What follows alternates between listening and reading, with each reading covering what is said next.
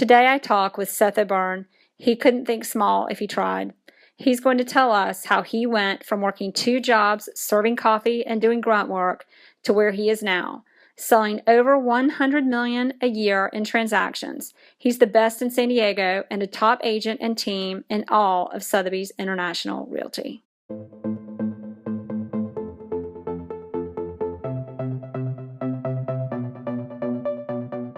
Thanks for listening to the Jere Metcalf Podcast, where top real estate agents tell how they do it. This podcast is to share knowledge for realtors and raise awareness for Give Back Homes, where real estate professionals work together for social good. Jet Centers Aviation, Bentley Atlanta, Legends Global, thank you for your sponsorship. Here we go. Let's do it. All right. Everybody, this is the Jere Metcalf Podcast. Today I am so excited because we have the famous Seth O'Byrne in San Diego. He is a top real estate agent in San Diego and top team in his office at Pacific Sotheby's International Realty. Seth, tell us about yourself and tell us about yourself as a real estate agent and a little about your personal life. Yeah, so I got into real estate back in 2003. I actually originally moved down to San Diego in 2000 to go to the University of San Diego and got an internship in both a commercial and a residential brokerage. One was over the weekends working for Remax here in La Jolla on the ocean front. La Jolla's are the San Diego's version of Beverly Hills. It's a very, very expensive part of San Diego. I was literally just making copies and making coffees for people Saturdays and Sundays. And then during the week, I worked for a very large apartment brokerage locally, and that's called ACI Commercial. And at ACI Commercial, I was doing rent rolls and getting to know these apartment buildings. I was even cold calling on apartment building owners, trying to get them to sell their apartments through the brokers that I worked for. So I had 2 very, very different experiences. One was working in the Shangri-La office, atop a cliff over the ocean with Bentleys parked out front, getting this very glamorous experience of residential real estate. And then the other was, basically being locked into a small closet with my hand virtually duct taped to the phone, just dialing for dollars, trying to cold call people during the week. And, those 2 experiences were pretty powerful for me because I always thought I was going to be a commercial real estate broker. But I realized there was so much fun and so much creativity and admittedly some glamour in real estate, especially coastal real estate. And so from 2003 to about 2005 was our growth stage. And from 2005 on, I left the team that I was on, which I'd been a part of for about 24 months, which was the highest producing team for Remax in San Diego. And they did fabulous production, about a 17-person team. And then went off on my own, hired my first assistant. I borrowed money from my mom to pay for my assistant's first week's salary.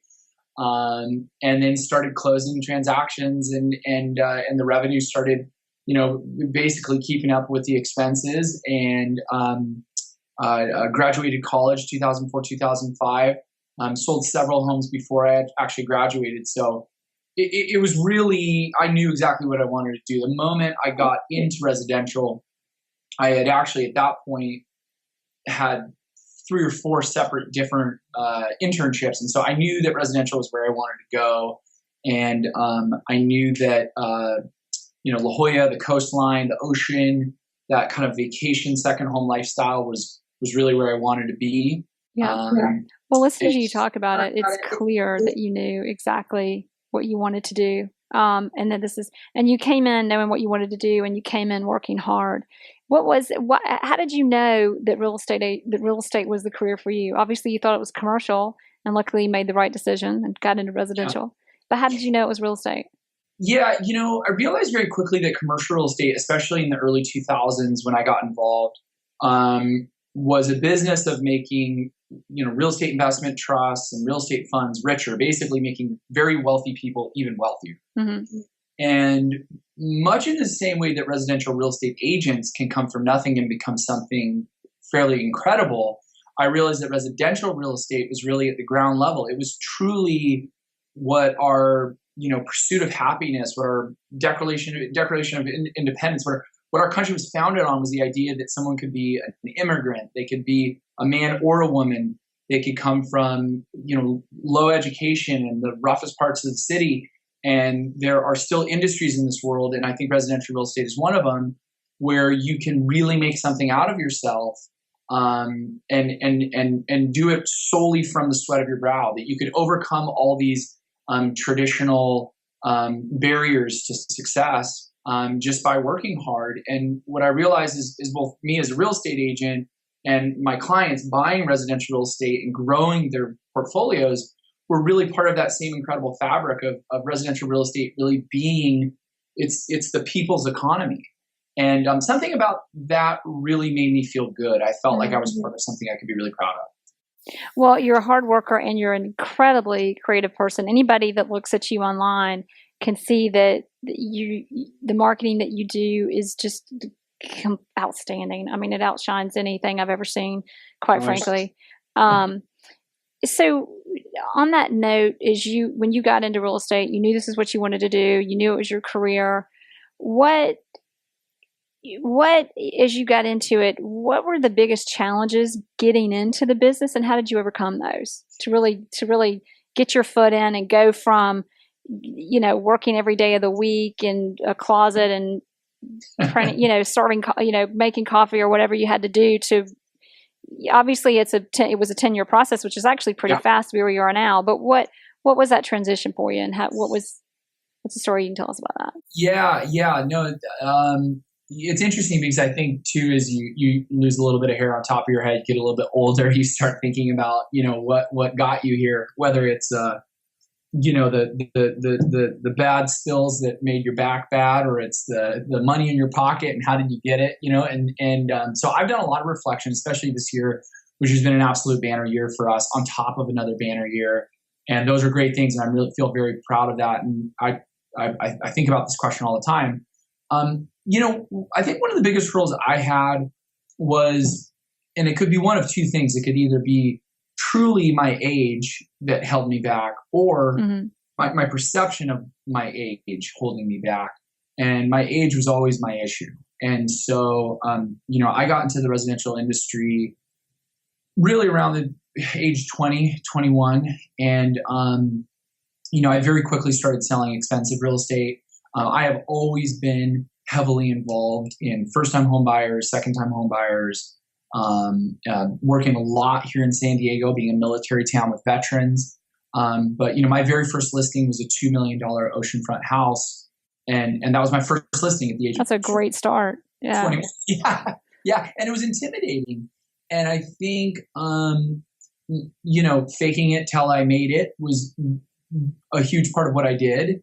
And I don't think I've ever stopped doing that. I think one of the things that our company, our brand, and our marketing message, which I'm really the author of most of the marketing messages, whether it's through social media or traditional outlets, our marketing message, we're always kind of trying to look bigger than the bear in the forest. You know what I mean? We're standing up on our hind legs, and we're always trying to accentuate the things that are great about our company.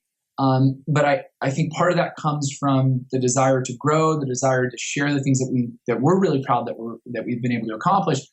But I think, quite honestly, it's probably a chip on my shoulder that I got at the ripe age of 20, having to walk into rooms with people who are far more successful than me, far older than me, far more sophisticated than me, and have to prove myself in a very short period of time. Now I feel much more comfortable, even with much more sophisticated people and much more successful people. But at the same time, I think, learning how to find commonalities between, you, if you're here, you perceive you're here, and the client or the developer or, whoever it is you perceive up here. I think that, that lesson in socializing, especially moving up the ladder, is it's very difficult to teach that, and I think it really has to be learned. And that's something that I learned that absolutely opened a lot of doors for me. You remind me of being a new agent and going in. I remember I got in doing a lot of land deals because I was young and homeless, and not really homeless, but living with my grandmother. And you walk into these meetings and you've got people in the room that have been developing for years and they're talking about zoning, and I'm just learning, and you just are really quiet. And the trick to that is people assume you're a lot smarter than you are, or they tended to then, and you listen and you just learn, and you fake it till you make it a little bit, and not in a way without integrity, but just in a way of staying out of your own way. Stay out of your own way so that you can be successful. Absolutely, and I think you bring up a very important nuance, because you can never truly make it in real estate if you're faking something important, right? If you're lying about a material fact on a property, if you're lying about your experience, that's a very different thing. I think the faking it is acting the part. And, exactly. If you've got $100 in your bank account, go buy a $95 dinner jacket and show up to a lot of networking events.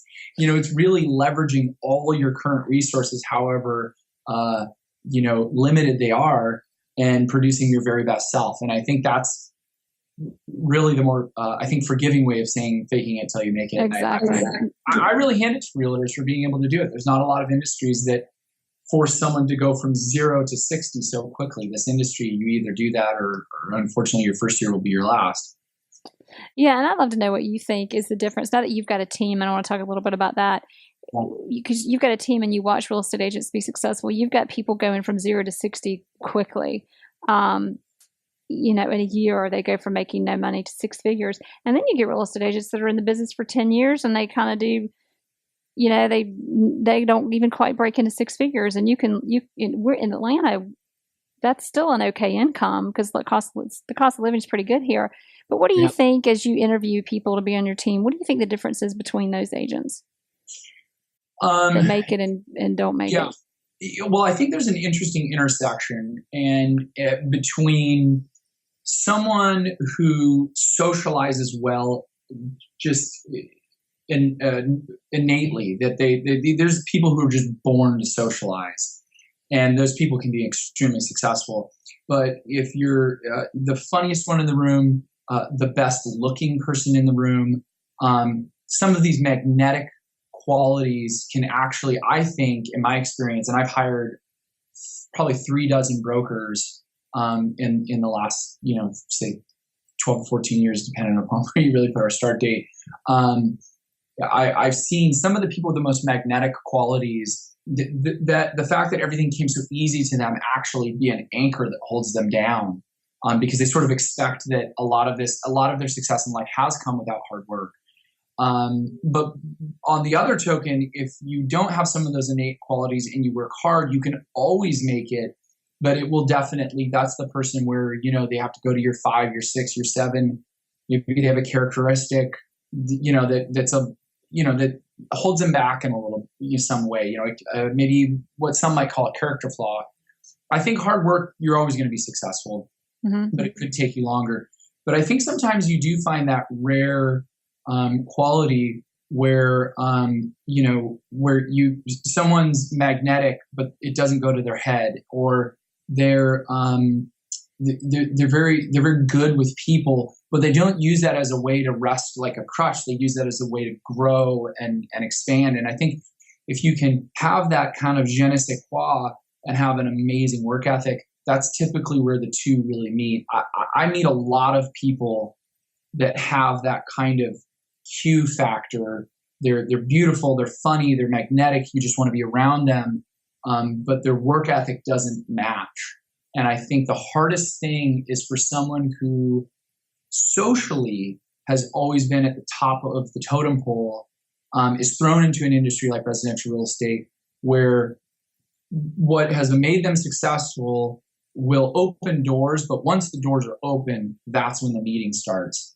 And I think a lot of people in residential real estate forget the second part, which is you're still going to hear a lot of no's. And I've hired prom queens and homecoming kings and quarterbacks and people who all through high school and college were always the man or the woman, And you think just because they have such social power, they'll be able to get into a social industry and do well. But rejection is very difficult to hear for some of these people. And I think Exactly. that's where the first year, a lot of people do get weeded out.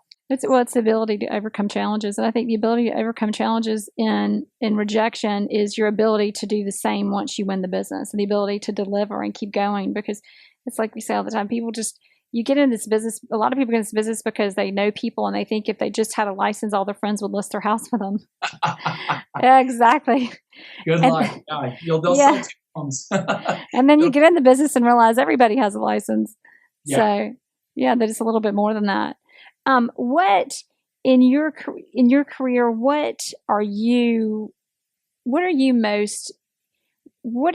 I'm thinking about 2 questions at once. What success are you, or what are you most proud of? What's a success that you're really most excited about and most proud of in the course of your career that you've accomplished? I think one of the things that being a team leader, I'm really excited that I've been able to take, the people on my team and allow both financial and lifestyle success for them. It sounds so strange to say it in this way, and I hope it doesn't come off like ego driven, but you almost feel like a parent to the people that work with you and on your team as an employer, as a boss, as a team leader, I call myself a cheerleader to both salespeople and support staff. You do have a maternal or fraternal role. And so much, I think like a mother or father would be so excited to see someone who they trained on something, their kid to ride a bike, their daughter to, I don't know, dance, whatever these things are. I think that fraternal instinct that gets engaged when you run a team, and I certainly feel it every day. When I see one of my agents knock it out of the park, or sell the biggest home they've ever sold, or have a banner year, or one of my employees have an amazing aha moment, you feel a sense of pride that's a lot deeper, and I think the significance lasts a lot longer than even your own successes. Because for me, once I have a success, I brag about it on social media. I try to get some leverage out of sell more houses, and then I forget, and it's on to the next. But the memories I have of my agent's success and my staff members' success, those make me happy in on my grayest days. And that happiness, much like a parent, I think is longer lasting. That's one thing I'm very proud of, for sure. Well, that's awesome. That's exciting. I would be most proud of the fact that you've been in the business for 10 years and you're a top broker but we already mentioned that you're a top broker in your office in Sotheby's in San Diego. So in all of that, well, first of all, tell us a little bit more about your team. How many people are on your team? Yeah, so we have 4 full-time real estate agents. 3 of those are experienced agents that have been in the business for more than 10 years. I typically only hired experienced agents now. In the beginning, I hired a lot of new agents and trained them. Now I've exclusively hired people of experience. We do have one new agent who joined our team about a year ago named Mia, and she's a phenomenal success. She's been involved with television and casting and reality television. She's worked for Bravo. She's been sort of in and around real estate for a long time. And she's been working with us for a very long time. So she's very well versed with real estate. But so our 4 agents, which is kind of 3 top producing agents, all of them do about 20 million or more in production. They're very, very successful. And then one agent who is having her first full year of real estate transactions, and she's doing phenomenal. And then we have, I want to say, 5 support staff. I consider myself on the support staff, even though I do the lion's share of the sales, because I do a lot of administrative assistance to the team. I'm a very hands-on, team leader. But myself as the team leader and lead listing agent, I have a listing manager, a listing assistant, a marketing director, and a full-time in-house transaction coordinator. So we took our transaction coordination in-house because I wanted all of my agents to have a very consistent flow for their transactions, so that if someone went on vacation, if someone was sick, if someone was incredibly busy, any of us could step into our, into the cloud or go into our Salesforce or our CRM and just, pick up right where the other person left off, know the conversations that someone else is having with their clients. And really our goal is always through, this huge layer of W-2s and this much more hierarchical team system than most people have, create a consistency of service for the client that really gives us raving fans. And it's really worked since we instituted it about 4 years ago. That's huge. That's awesome. So tell us a little bit about some growing pains that you've had and how you've overcome them to help us do the same or learn from your experience. Yeah. Quite recently, actually, I've had a growing pain that has been a huge topic of conversation on our team. In fact, my marketing director just finished a meeting with me where we're having a series of meetings twice a week to discuss how to pivot back to our core, which is about 2 years ago, which is 2 years into us being involved with Sotheby's, which is at least here in San Diego, almost synonymous with high-end real estate. We really started climbing the price ladder. I sold my first home over $3 million about 5 years ago. And then from there, it was 3 to 3.5 to 4 to 4.5 to 5 to 5.5. We just took a $20 million listing that we sold for, the most expensive home sale in Rancho Santa Fe, which is one of the most expensive parts of all of California. This past month we closed it. And we have 3 listings over $10 million coming up, all inside of the new year, all signed listing contracts. So the snowball, everyone wants to get into ultra high-end real estate, but it's very competitive in Southern California. And I had wanted it so bad as a personal accomplishment, but also because as a real natural and eager marketer, you can sink your teeth into these homes. The marketing campaigns that you do are absolutely amazing. And there's just not much you can do with a typical 3-bedroom, 2-bath house or a 2-bedroom, 2-bath condo.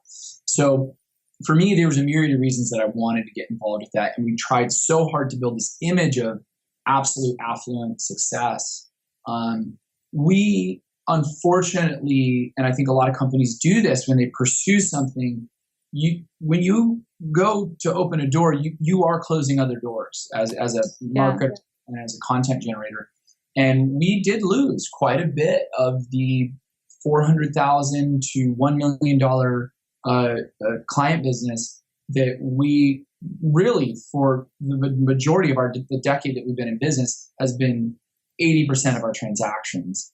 And so, we fell a little short of our sales expectations. And when I really got deep into the numbers, it was because we had fewer and fewer smaller transactions. And I believe as a real estate agent, those smaller transactions are really important to diversify your portfolio of deals. And while it may take the $4 million house 6 months to sell, the $400,000 house, could sell in a week. And it's an incredibly gratifying transaction. And it typically has many, many, many transactions after that.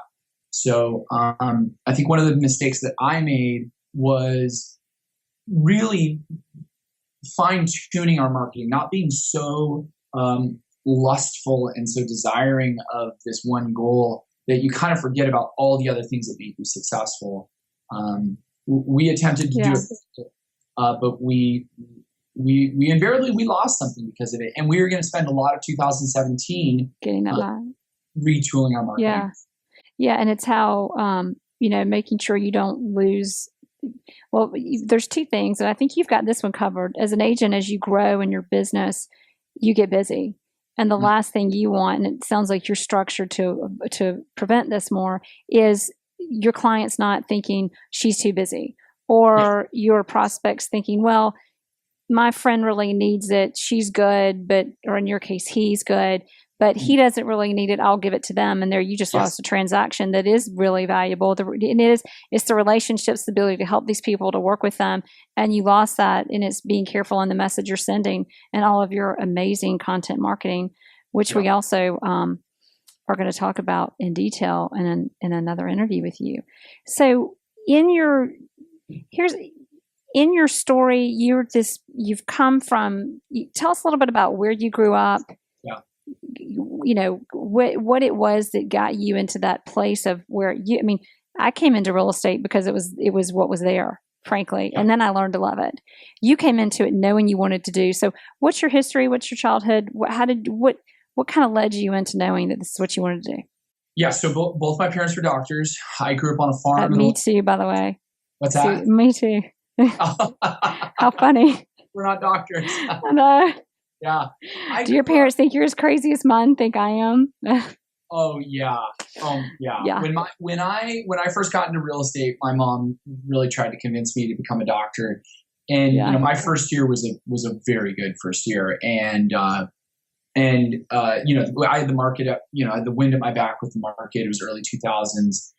But also, you know, just a lot of things about real estate just worked for who I was. And so when she saw, you know, what I was able to accomplish in the first 6 months, you know, hiring my first assistant before I was even graduated from college, she was like, wow, okay, this is whatever you have, just do it. You know, just go with it. You were right. Yeah. And so, yeah, so I had two doctors, you know, grew up eventually with a single parent. My parents split, and was always a very social person. Always wanted to go to Southern California. My passion has for a lot of my life been writing. So where did you tell us where you grew up? Where did you grow up? Olympia, Washington. Okay. You did. Okay. So you know, basically I grew up on 20 acres with cows, grass, and me. And that was about it. So I change. You know, like many people, you know, I always yearned for that California dream. You know, I wanted to surf on the beach. I wanted to live that cool social lifestyle. I had this picture in my head of what it would be like. And I can honestly say it's everything I thought it was going to be. I mean, I love living in Southern California. It's a really incredible lifestyle. You know, moved down here to go to the University of San Diego, which USD, though it's a great university, was really my conduit to get to this city, San Diego. You know, I think a lot of growing up, I loved telling stories, and I loved writing. I loved short stories, poetry, vignettes. You know, I was always really passionate about, you know, trying to express something I feel or something someone else feels to someone who's reading it. And you do that so well for your properties now. That's amazing. So go ahead.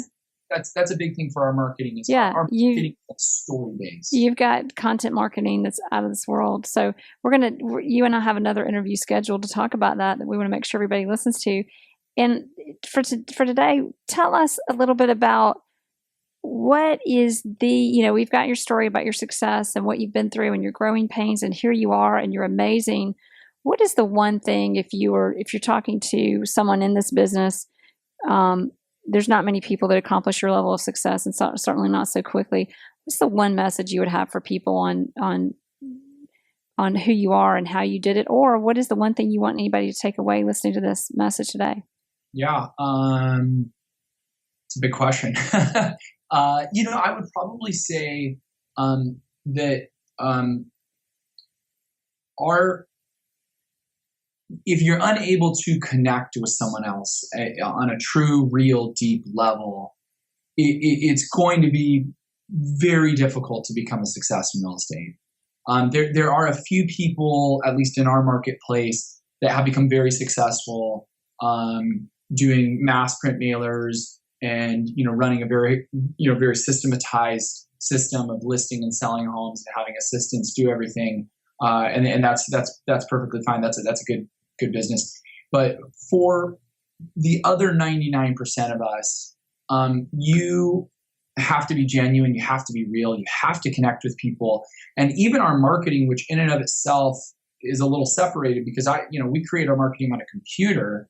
And the people who consume the marketing and the content are never in front of us while they're reading it or watching it or viewing it. But the story is extremely real, and sometimes the stories are great. Sometimes the stories are difficult to read. You know, it's not just about success. It's about being very real with people. And, you know, as I've gone through real estate, I've sold homes at people's greatest moments But a lot of, I think, being a real estate advisor is also being there when the moments are not easy. And I think if you forget that in real estate, you're going to have a hard time getting to the next level. I think if you remember that in real estate, that this is a people business and their stories are really important, there really is no limit to how successful you can become. That's such a great message. It's such a great message in our business. It's a great business, and there's so much focus on the sales and the rankings and who's number one that we forget about the reality of the value of what we do, and really remembering to stay and connect with our clients through everything. That's what we're there for them. Yeah. So great. Well, Seth, thank you so much. Give us your contact information and how people can reach you, and we'll close this out. Yeah. So the short URL for our website, which is easy for something like this, is sethsold.com, SETHSOLD.com. And that's probably the best way to get a hold of us. Everything's on there. You can watch. Right. We've got hundreds of hours of videos on there, and you can kind of watch for yourself some of the stuff that we're doing. Awesome. Great. Well, thank you so much for being on with us.